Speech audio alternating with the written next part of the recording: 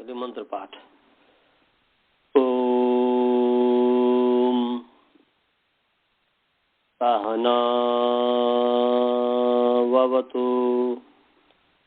सहनौ भुनक्तु सह वीर्यं करवावहै तेजस्विनावधीतमस्तु मा विद्विषावहै।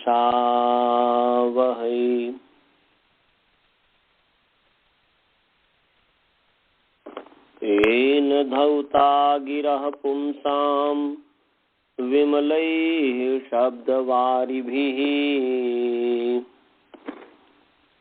तमश्चाज्ञानजं भिन्नं तस्मै पाणिनये नमः।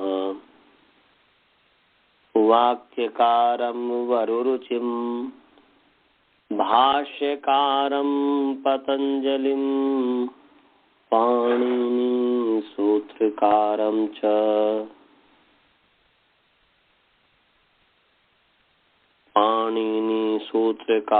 च प्रणतोऽस्मि मुनित्रयम्।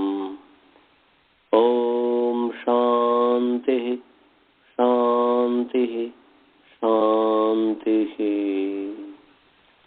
सभी को सादर नमस्ते। आइए आप सभी का जो है दशमावृत्ति कक्षा में स्वागत है।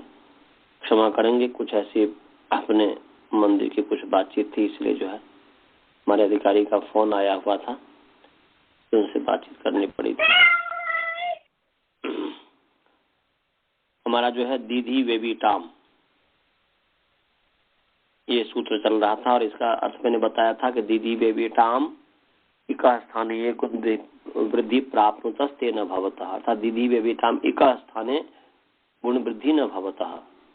अलग अलग दीधी और वेबी जो है धातु, इसलिए दीधी वेब्यो इतस्त स्थाने ये गुण वृद्धि प्राप्त तेन भवतः। दीधिंग दीप्ति देवनियो और वेविंग वेतना तुल्य, इस धातु के स्थान, धातु के जो इक है इनके स्थान में, और इट के स्थान में जो गुण वृद्धि प्राप्त होते हैं वो नहीं होते। थोड़ा सा मैं एक पुस्तक ला रहा हूँ, फिर मैं आपको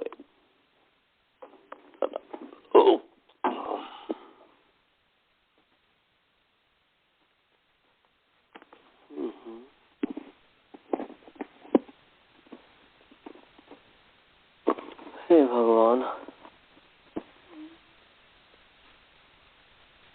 तो क्या हुआ काशिका का।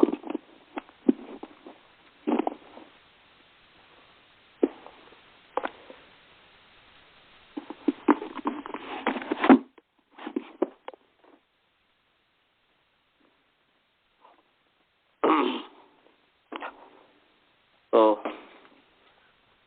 हालांकि हमने अर्थ तो बता ही दिया था।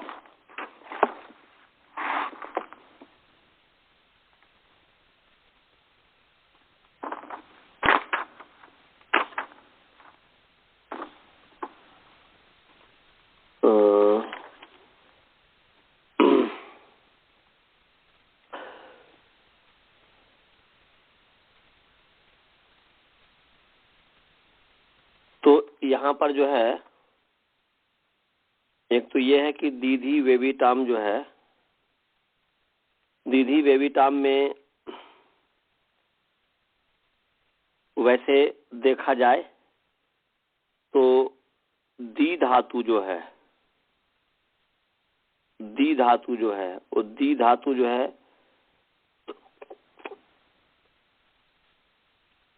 दीधी में जो है वो दीधी धातु लिया है, दीधिंग दीप्ति देवनियो, और वेवी से वेविंग वेतना तुल्य है। इन धातुओं का ग्रहण है दींग क्षय और धींग अनादरे, दींग क्षय और धींग अनादरे ये जो धातु है। और ऐसे ही वे तंतु संताने और वी गत्यादिशु, माने वी के गति इत्यादि जो है जो अर्थ है, ये यहाँ से प्रश्न कोई कह सकता है कि भाई दीधी वेवी टाम में, दीधी वेवी टाम से तो दी धी वेवी 4 धातु क्यों नहीं ले रहे हैं? दी धी वेवी, तो दी से दींग क्षय ले लीजिए, धींग से धी है तो उसे धींग अनादरे लीजिए, वे है तो वे तंतु संताने लीजिए, और वी है तो वी गत्यादिशु जो है ये लीजिए। 4 धातु का ग्रहण क्यों नहीं आप करते? यहाँ पर 2 ही धातु का ग्रहण क्यों करते हैं? दीधिंग दीप्ति देवनियो और वेविंग वेतना तुल्य, इसका ही आप ग्रहण क्यों करते हैं?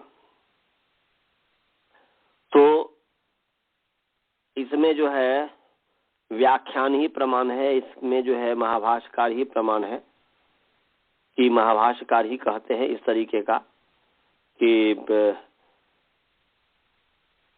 यहाँ पर दीधी वेविटाम में 2 ही धातु लेना है। दीधी माने दीधिंग दीप्ति देवनियो और वेविंग वेतना तुल्य। तो इसमें महाभाष्यकार ही प्रमाण है और कोई दूसरा हम इसमें कह ही नहीं सकते। अब उसके पश्चात फिर जो है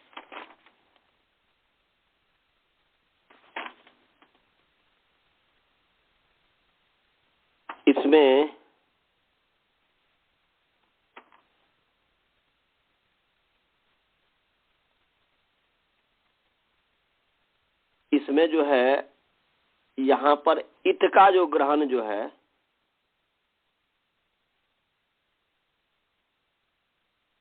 माने इत जो कहा गया, कल मैंने जो कहा था, इत से जो है इत आगम ये लिया जाए। जैसे आर धातु का सेठ बलादे से जो है जो इत आगम है उसका लिया जाए। वो ऐसा एक इत धातु भी है ना, इत किट कटिगतु ऐसे करके है क्या धातु? देखिए तो जी, इत धातु है क्या कोई? अनंत जी, हाँ जी, 1 मिनट देखता हूँ सर। हाँ देखिए, धातु पाठ में देखिए।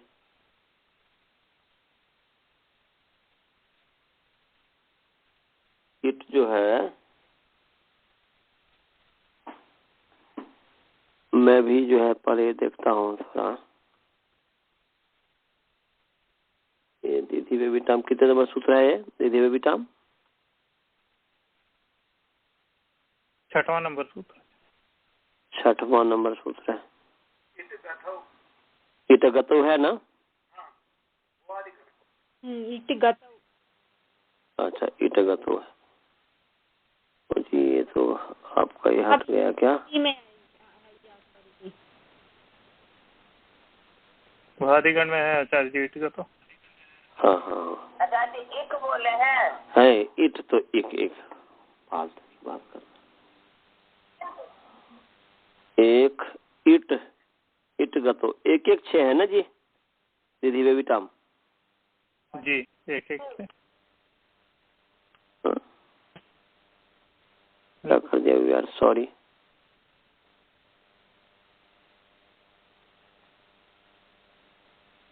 एक 6। हाँ,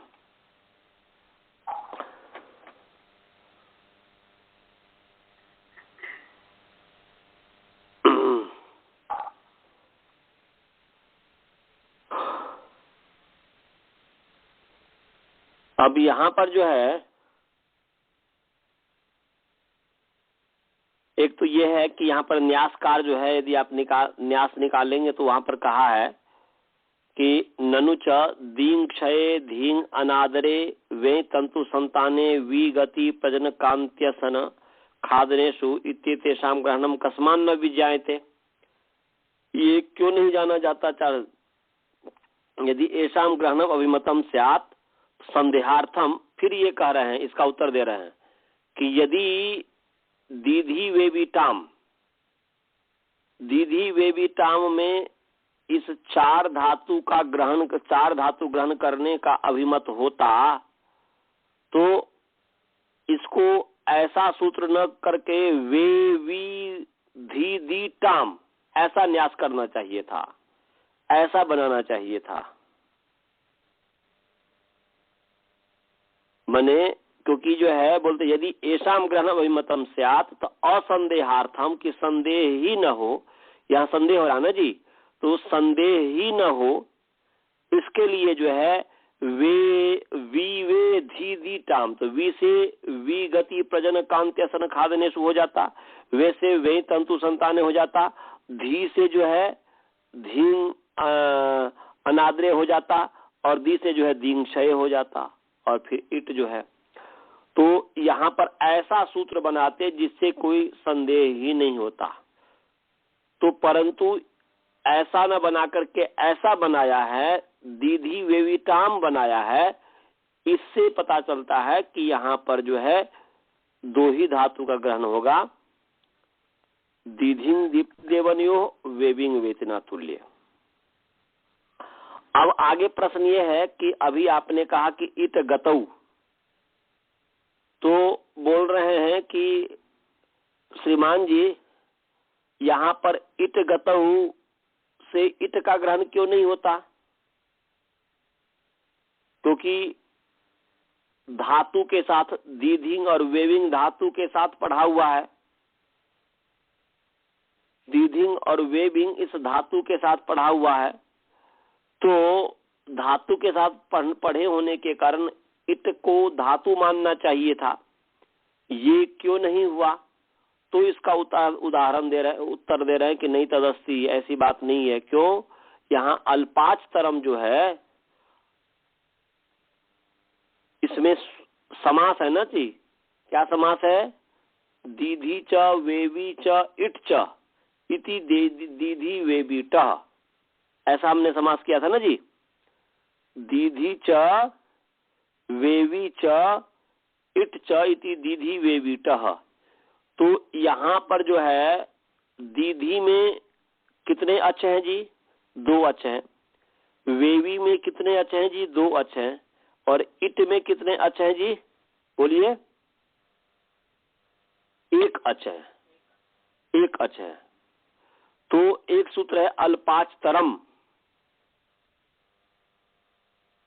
अल्पाच तरम माने अल्प अच वाला जो होता है उसका पूर्व में निपात किया जाता है, पूर्व में रखा जाता है। ये सूत्र आप निकाल लीजिए, अल्पाच तरम 2-2 34 नंबर सूत्र है, निकालिए।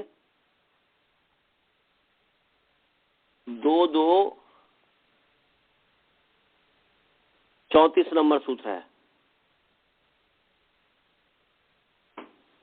निकाल लिए? हंसदा जी निकाल ली? दूसरा अध्याय दूसरा पाद का 34 नंबर सूत्र है, अल्पाच तरम जी। हाँ, आप लोग निकाल लीजिए स्काइप में। हाँ, तो अल्पाच तरम, ये अल्पाच तरम जो है अकारांत नपुंसक लिंग अल्पाचतर शब्द प्रथमा विभक्ति एक वचन है। अल्पाच तरम जो है अकारांत नपुंसक लिंग, ये प्रथमा विभक्ति जो है एक वचन है। अब जो है इसमें समास है अल्पः अच यस्मिन तत् अल्पाच, अल्पः अच यस्मिन तत् अल्पाच, जिसमें अल्प अच है, अल्प स्वर है, उसको कहते अल्पाच। कौन सा समास हो गया जी? बहुव्रीहि समास हो गया। अल्पः अच यस्मिन, गुरुकुल वाले निकाल लिए कि नहीं सूत्र को जी? अल्पः अच यस्मिन। मनीष बालबोध सब निकाल लिए? हाँ, तो इसका समास है अल्पः अच यस्मिन स अल्पाच। अल्प अच है जिसमें, वह अल्पाच है, बहुब्री समास। अब इसमें क्या हो जाएगा? इदम अल्पाच, इदम अल्पाच, ये अल्पच हैं, ये अल्पच वाले हैं, तो इदम अल्पाच, इदम अल्पाच। और इसके बाद जो है इदम अनयोः अल्पाच अत इदम अनयोः अतिशयन अल्पाच। क्या हो जाएगा इसका? जब अब अल्पाच term की व्याख्या करेंगे, ये तरफ प्रत्यांत है, द्विवचनम विभज्यो प्रतिदर्भ्यसनों से हो जाएगा। इदम अल्पाच, इदम अल्पाच, यह अल्पच वाला है, यह अल्पच वाला है। इदम अल्पाच, इदम अल्पाच।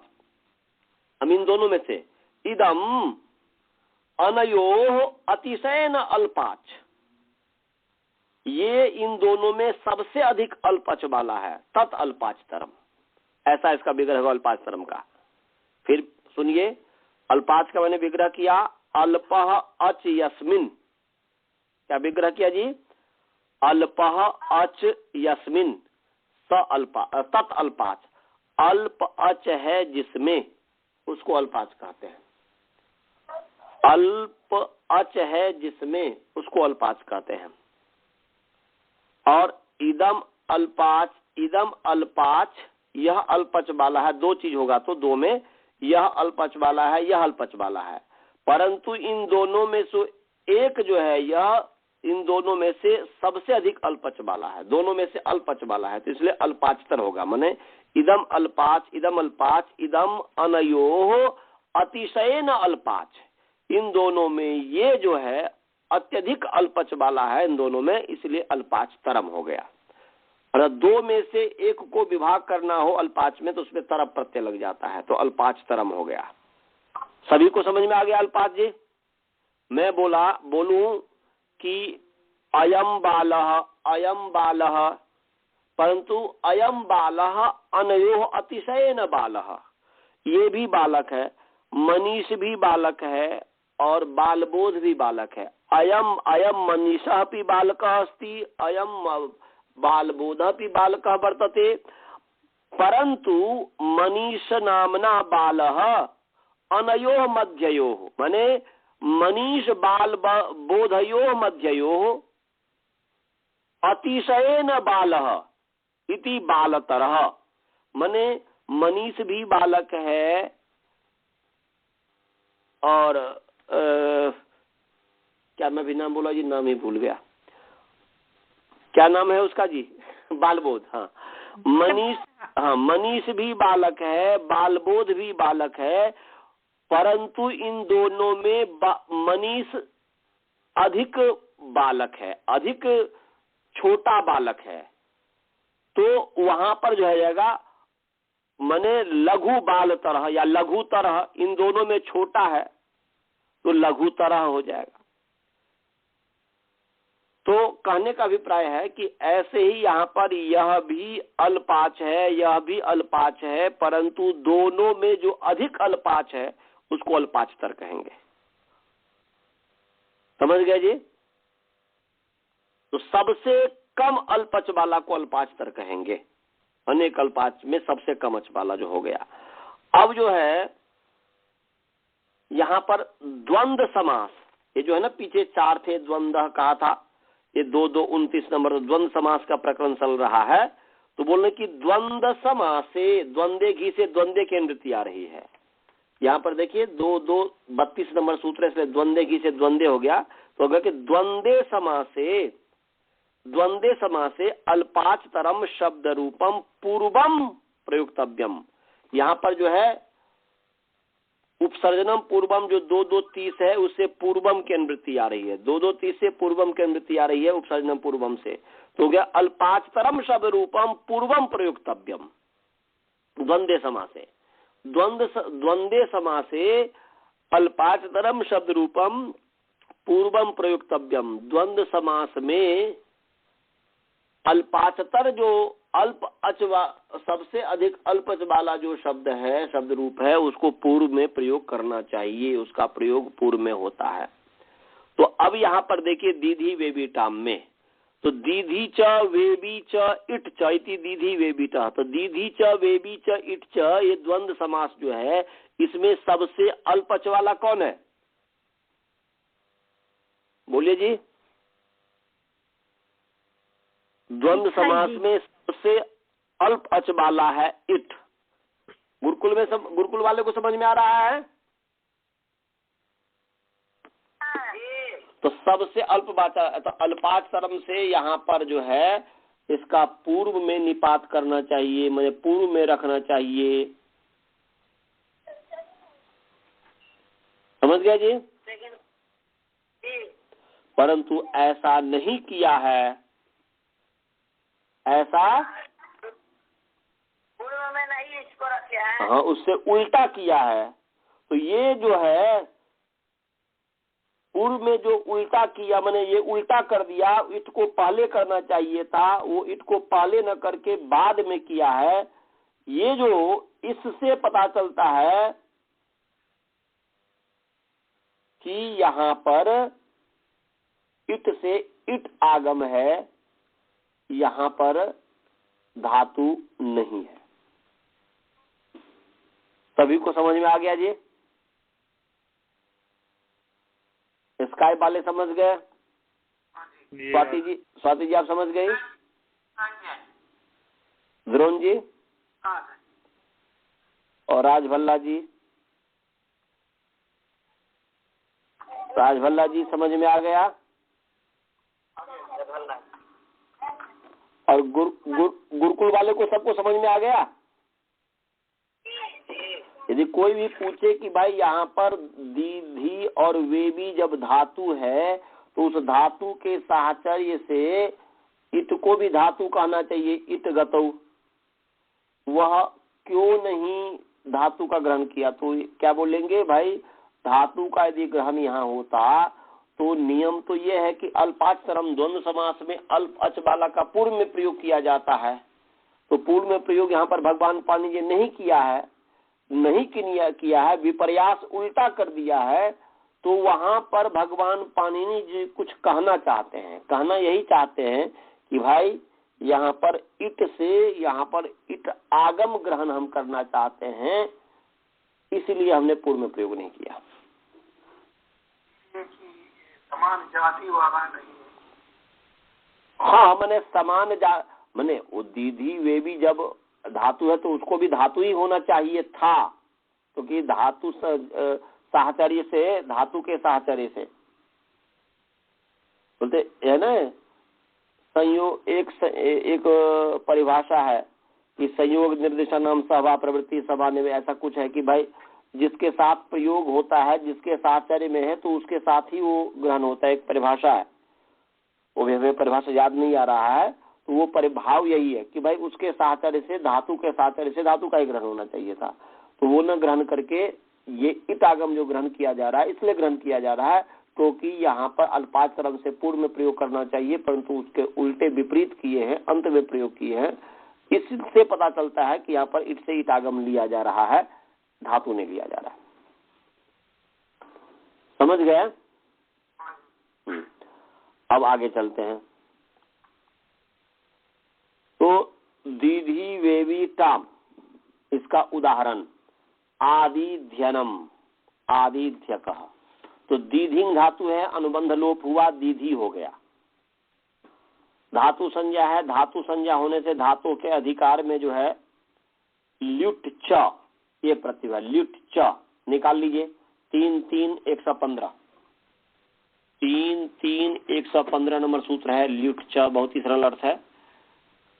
ल्युट च निकालिए, 3-3-115।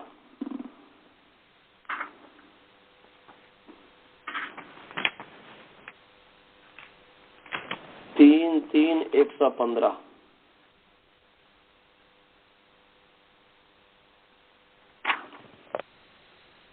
निकाल लीजिए जी, मिल गया। लिफ्ट च तो ल्युट टकारांत पुंलिंग ल्युट शब्द प्रथमा विभक्ति एक वचन है, च अव्यय पद है, अनुवृत्ति है, ऊपर से नपुंसके की अनुवृत्ति आ रही है, भावे की अनुवृत्ति आ रही है, और धातु प्रत्यय परस्य की अनुवृत्ति आ ही रही है। तो अर्थ क्या हो गया जी?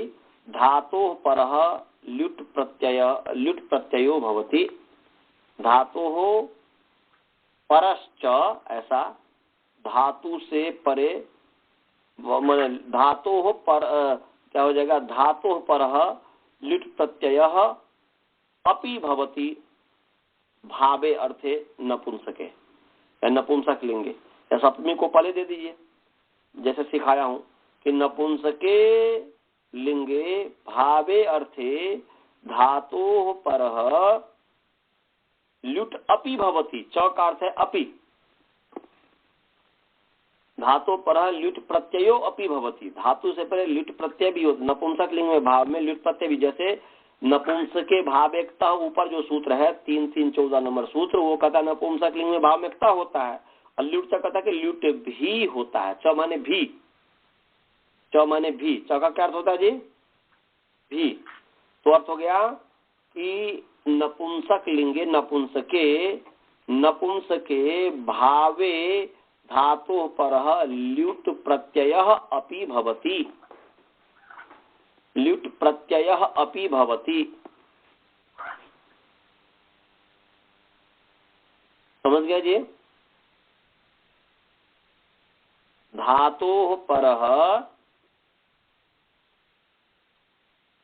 लिख लिए, नपुंसके भावे धातु परः ल्युट प्रत्ययो अपि भवति, कि नपुंसक लिंग में भाव अर्थ में धातु से परे ल्युट प्रत्यय भी होता है, यह अर्थ हो गया।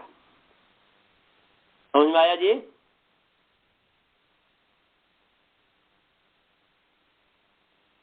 जी आ गया। गुरुकुल वाले समझे? हाँ जी विद्यार्थी समझ गए? मनीष, विद्यानंद, नित्यानंद सब समझ गए? सुबोध इत्यादि बहुत ही सरल है। तो यहाँ पर दीधिंग धातु है, इससे परे भाव अर्थ में नपुंसक लिंग इसलिए आदि ध्यनम बनता है, ल्युट प्रत्यय हो गया, ल्युट का अनुबंध लोप हो गया, तो यू बचा, प्रत्यय पर यू बचा, तो हो गया दीधी ल्युट, दीधी यू, यू को मान करके दीधी की अंग संज्ञा है, यू को मान करके दीधी की अंग संज्ञा है, यू को मान करके दीधी की अंग संज्ञा है ना जी? यस्मात् प्रत्यय विधा प्रत्यंगम से, अंग संज्ञा होने से अंगस्य के अधिकार में युवोर नाको से जो है, यहाँ पर ये अर्थ मैंने बता दिया हुआ कि अंग के संबंधी अंग संबंधी न अंग संबंधिनो युवो स्थाने अनाको भवता यथा संख्यम, ये अर्थ में बता दिया हुआ हूँ, पहले आया हुआ है ना जी? ये युवोर को पढ़ा दिया हूँ ना जी? पढ़ा दिया जी। हाँ, तो यहाँ पर यू को अन हो गया, हो गया दीधी अन।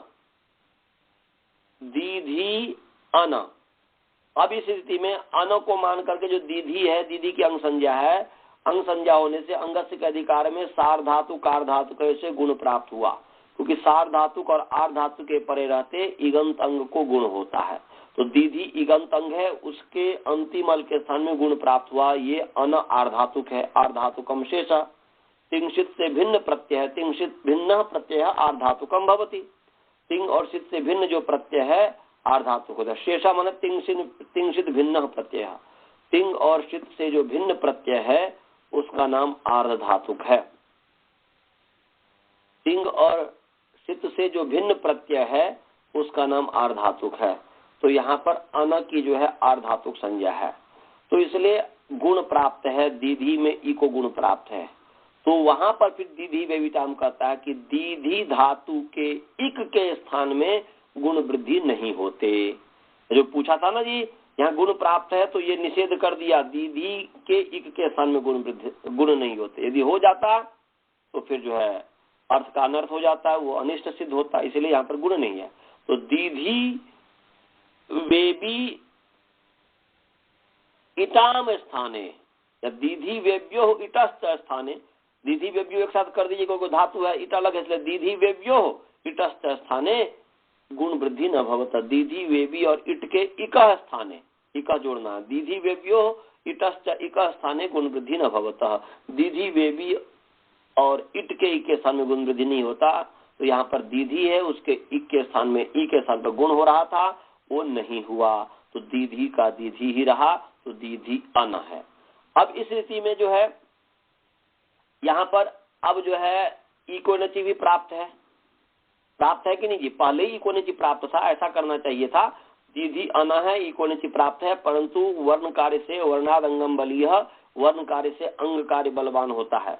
तो यहाँ पर जो है अंग कार्य जो है अचि सुनातु भ्रुवाम योरी अंगु वंगौ, ये भी प्राप्त है।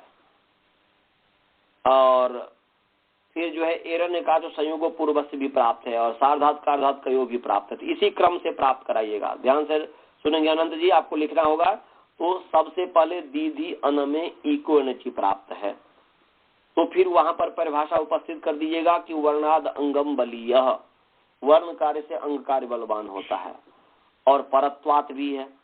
अचि स्नु धातु भ्रुवाम योरी अंगु बंगो, इसका अर्थ हमने बता दिया था कि अजादो प्रत्यय परतः, तो अन है आजादी प्रत्यय पर है, तो अजादो प्रत्यय परतः स्नु प्रत्यांतस्य इवर्णांतस उवर्णांतश्च धातु और भ्रू इत्येतस्य अंगस्य अंतस अल स्थाने इयंगु वंगो आदेशो भवतः।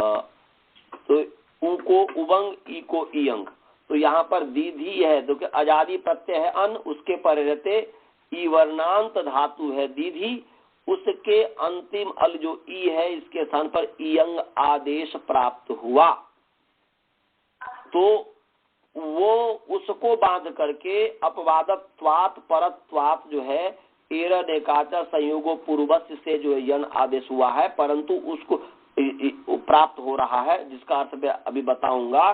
तो एरन एकाचा संयोगो पूर्वस्य उससे भी पर में है, सार्धातु का धातु का हो, तो सार्धातु का से गुण प्राप्त हुआ, तो फिर दीदी बेबिटाम से उसका निषेध हो गया। फिर जो है पुनः प्रसंग विज्ञानात्, ये परिभाषा है, पुनः प्रसंग विज्ञानात्, इस पुनः प्रसंग विज्ञान से जो प्रसंग था वही प्राप्त हो जाएगा। तो प्रसंग क्या था? एरण्य का जो संयोगो पूर्वस्य, तो इससे यन आदेश होता। तो ये निकाल लीजिए, 6 4 82 नंबर सूत्र निकालिए जी, 6 4 82 एरण्य काचो संयोगो पूर्वस्य, 6 4 82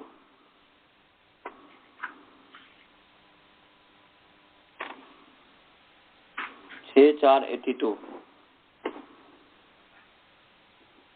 6 4 82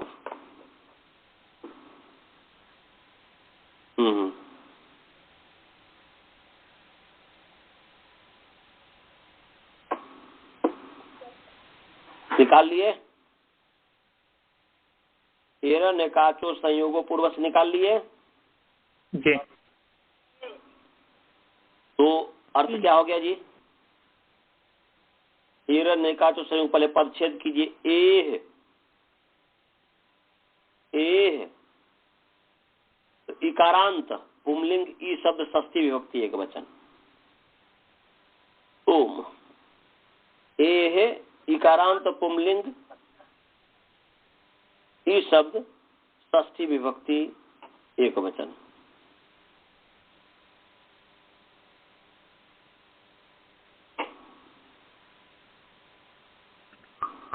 अब जो है अनेकाचः,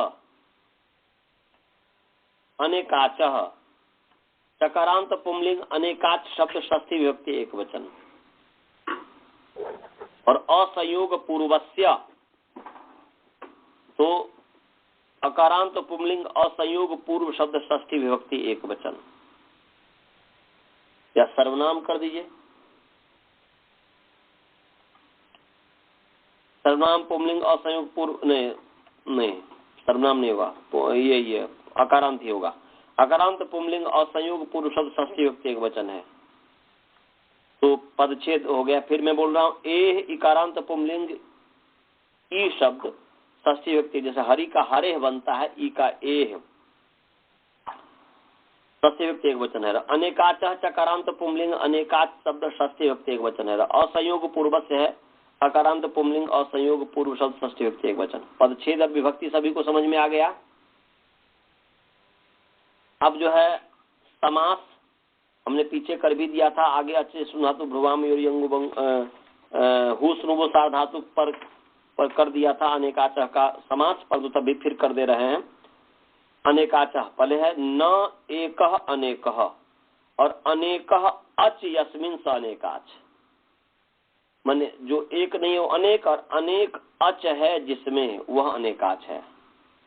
अनेक अच है जिसमें वह अनेकाच है।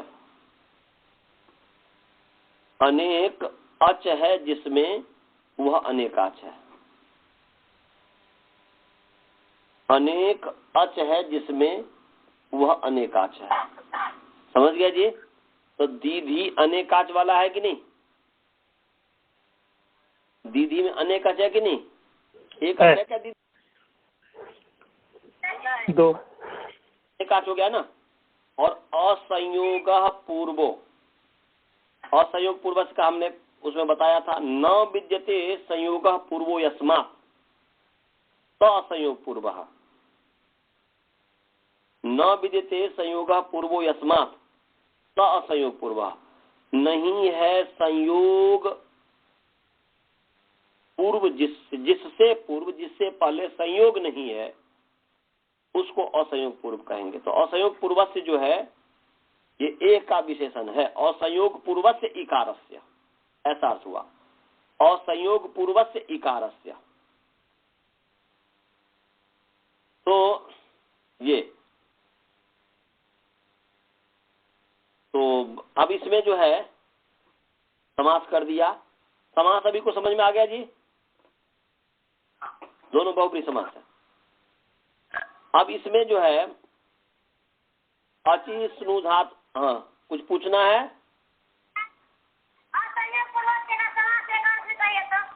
फिर बोलूं? वैसे मैंने पढ़ा दिया हुआ है, हालांकि मैं पढ़ाता नहीं, क्योंकि हम हुस्नुबो सार धातु के में पढ़ा दिया था और संयोगो पूर्वों को पढ़ा दिए थे। मतलब आप लोग तैयार नहीं किए, चलिए फिर लिखिए। न विद्यते संयोग पूर्वो यस्मात्, न विद्यते संयोग पूर्वो यस्मात् स संयोग पूर्व, जिससे पहले संयोग नहीं है उसको असंयोग कहेंगे। ये अंग, तो आप यहां पर देखिए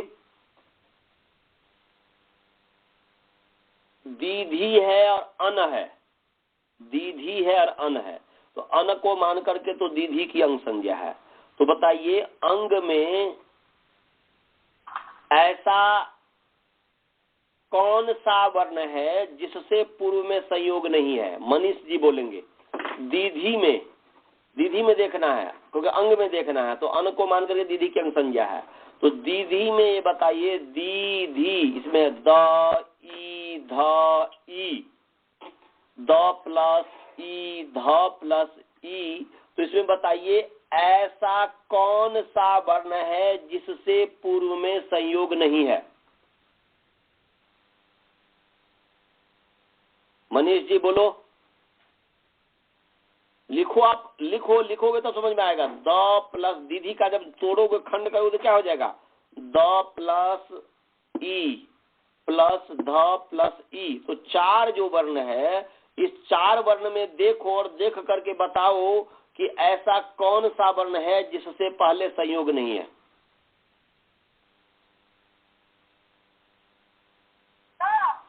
हैं? द संयोग किसे कहते हैं समझते हो? द से पहले तो कुछ भी नहीं है, द से पहले तो कोई वर्ण ही नहीं है, वर्ण का ही अभाव है। द से पहले तो यहाँ पर वर्ण का ही अभाव है। हमें वर्ण में देखना है ना कि हाँ ई है। Very nice. ये क्योंकि भाई द से पहले तो वर्ण का ही आवाज, इसलिए उसमें यहाँ देखना है, वर्ण में देखना। संयोग करते दो जहां पर हल हो, बीच में अच न हो। तो यहाँ पर द ई ध ई, तो अंतिम जो ई है उससे पूर्व जो ध है उससे फिर भी ई है, बीच में व्यवधान हो गया ना जी। तो द ध का संयोग है क्या? नहीं है। द ध का संयोग नहीं है। द और ध का संयोग नहीं है। तो ई से तो न विद्यते संयोग पूर्व यस्मात्, यस्मात् माने यस्मात् इवर्णात्, ई से तो इसलिए एह जो है, एह जो का विशेषण है असंयोग पूर्व से, तो नहीं है विद्यमान संयोग पूर्व में जिस इवर्ण से, उस इवर्ण के स्थान में असंयोग पूर्व से इवर्ण से स्थाने इकार से स्थाने यण भवति। इवर्ण से स्थाने यण भवति। इनो यन से यण की निवृत्ति आ रही है। ये तो यहाँ पर अची स्नु धातु भ्रुवाम योरी यंग बंगों से अची की निवृत्ति आ रही है। जो पीछे आपने अची स्नु धातु पढ़ाया था आपको 6-4-77 में, उससे अची की निवृत्ति आ रही है। और इनो यन से यण की निवृत्ति आ रही है। और अंगस्य का अधिकार तो है ही। और यहाँ पर जो है आप धातु को भी मंडुक प्लुति से धातु अति धातु भ्रुवा में धातु जो है उस धातु का अनुवृत्ति ले आइए। उस धातु की अनुवृत्ति ले आइए। षष्ठी में भ्रुवाम है षष्ठी, इसलिए धातु होगा, अलग करेंगे तो धातु होगा। तो धातु अति स्नु धातु भ्रुवाम योरी अंग से धातु की अनुवृत्ति ले आइए। तो क्या अर्थ हो गया जी? यहाँ पर देखिए स्थिति को देख करके अर्थ करना है। दीधी और अन है, अन को मान करके दीधी की अंग संज्ञा है। तो ये अंग जो है यहाँ पर दीधी अंग है ना जी, दीधी अंग है कि नहीं? और दीधी धातु भी है, दीधी धातु भी है और दीधी अंग भी है। तो यहाँ पर अंगस्य और धातु इसका कौन सा संबंध हो गया? बोलो। अंग जो है वही धातु है, दीधी जो अंग है तो कौन सा संबंध हो गया? बट जो अंग है वही धातु है, हैं? तो यार मैं बोल रहा हूं कि दीधी जो अंग है और वही धातु है। मैं बोला कि वही बालबोध है और वही जो है शरीर है। तो बालबोध के साथ शरीर का क्या संबंध हो गया? स्वरूपी संबंध हो गया ना जी। अरे जो दीधी है वही अंग है, तो दीधी और अंग का तो संबंध हो गया, धातु और अंग का संबंध स्वरूप संबंध हो गया। इसलिए धातु अंगस्य या अंगस्य धातु, अंग रूप जो धातु या धातु रूप जो अंग, कुछ भी कह दीजिए, धातु अंगस्य, तो वहां पर तो ये हो गया। अब बताओ धातु अंगस्य का ई का कौन है? धातु अंगस्य वह ई क्या है? अवयव है कि नहीं? है ना जी। तो धातु अंगस्य अवयवस्य, अंगस्य धातु अवयवस्य, कुछ भी कहिए, अंगस्य धातु अवयवस्य मने अंगस्य धातु अवयवस्य। इतना समझ में आ गया जी? अंग रूप धातु के अवयव या धातु रूप अंग के अवयव इकार। तो वो इकार क्या है? असंयोग पूर्व वाला है। वह इकार क्या है? असंयोग पूर्व वाला है। इसलिए अंगस्य धातु अवयवस्य, अंगस्य धातु अवयवस्य असंयोग पूर्वस्य एह, मन एह जो हो गया, एह, ए को इकार से कहो या एह कहो। अभी मैं सूत्र के आधार पर केवल बता रहा हूं, सूत्र के आधार पर बता रहा हूं कि अंगस्य धातु अवयवस्य असंयोग पूर्वस्य एह। इतना सभी को समझ में आ गया? पूर्वस्य एह स्थाने यण भवति एह में षष्ठी है, वह स्थान षष्ठी है, यन भवती। अब यहाँ पर जो है कि अनेकाचः को भी जोड़ना है, तो अनेकः अच यस्मिन, अनेक अच है जिसमें, तो अनेक अच किसमें है जी? धातु में है ना जी। तो अब यहाँ पर जो है अंगस्य, अंगस्य अनेकाचः धातु, अब अनेकाचः में जो षष्ठी है उसका संबंध धातु के साथ क्या है? अनेक अच वाला धातु, अनेक अच वाला जो है वही धातु है। तो दीधी अनेक अच वाला है, दीधी धातु भी है, दीधी अंग भी है। ओहो कट गया, रुक जाइए। अच्छा 10 बज गया ना। ओहो 10 बज गया, तो अब कल ही पढ़ाएंगे, रहने दीजिएगा, अपने आप कट गया। तो ये जो मैं बता रहा था कि भाई दीधी जो है वह अनेकाच है, तो दीधी जो है, इसको पूरा कर ही देता हूँ, रुक जाइए, इसको थोड़ा सा ही है, कोई बहुत नहीं है, इसके लिए फिर कल मैं प्रयास करूं तो ठीक नहीं है, तो गुरुकुल में भी लगाने दीजिए।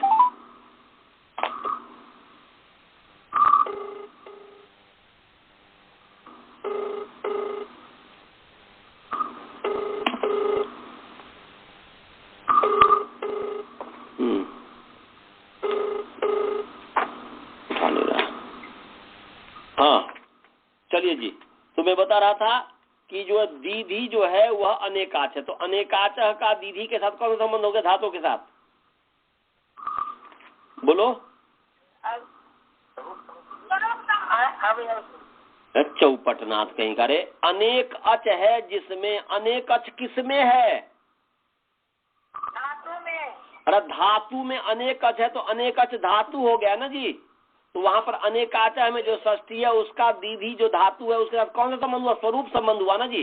सब में अवयव अविभाव कर देता, बस एक बार रट लिया है, बस अवयव सोचने का कोई काम ही नहीं करता।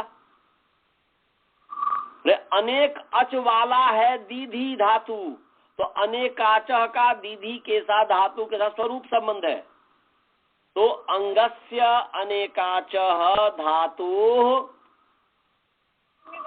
अंगस्य अनेकाचः धातु अवयवस्य एह स्थाने यण भवति, माने अंगस्य अनेकाचः धातु अवयवस्य असंयोग पूर्वस्य इकारस्य स्थाने यण भवति अजादौ प्रत्यये परतः। अजादौ को पहले ले आइए, अच्छी अनुवृत्ति आ रही है, इसलिए अजादौ प्रत्यये परतः, अजादौ प्रत्यये परतः अंगस्य धातोः अनेकाचः, अंगस्य अनेकाचः धातोः अवयवस्य असंयोग पूर्वस्य एह स्थाने अर्थात इकार से स्थाने यण भवति। सभी को समझ में आया जी कि अजादि प्रत्यय के परे रहते अंग अनेकाच धातु के अवयव असंयोग पूर्व वाले इकार के स्थान में यण होता है। तो यहाँ पर अन अजादि प्रत्यय परे है और दीधी अंग है, दीधी अंग अनेकाच धातु है या अनेकाच धातु अंग है, उसके अवयव असंयोग पूर्व वाले इकार ई है, उसके स्थान पर यन हो गया, तो हो गया आदि ध्यन, सु ले आया और सु ला करके अमी पूर्व से आदि ध्यनम हो जाएगा। तो अमी पूर्व कल बताऊंगा। और समझ में आ गया जी सभी को? मैंने क्या बोलते हैं कि स्काइप वाले को सबको समझ में आया? हाँ जी हाँ। और इसका जो दूसरे हुस्न बोधा धातु को जैसे अर्थ बताया था कि तदंत विधि करके भी कर सकते हैं कि अंगस्य, उसको में फिर ऐसा करना पड़ेगा कि अंगस्य अनेकाचः,